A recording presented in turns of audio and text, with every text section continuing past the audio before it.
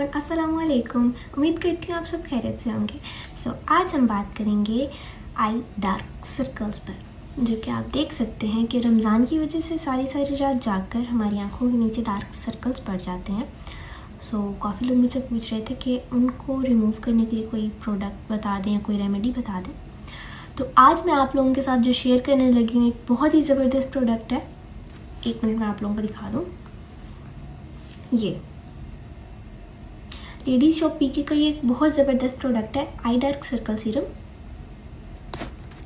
ये प्रोडक्ट ना सिर्फ डार्क सर्कल बल्कि आई पफिनेस और रिंकल्स को भी ख़त्म कर देता है। इसको यूज़ करना बहुत ज़्यादा आसान है। जैसे कि मैं आपको बता दूं, इस प्रोडक्ट को रोज़ाना रात को सोने से पहले आपने इस तरह अपनी आंखों के नीचे लगा लेना है और आपने हल्के हाथों से इसको रब कर लेना है।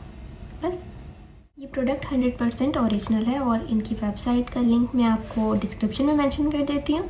तो आप जाइए, इनसे बहुत ही ज़बरदस्त प्रोडक्ट्स खरीदिए और रिज़ल्ट्स मैं आपके साथ कुछ ही दिनों में हर प्रोडक्ट का शेयर करूँगी।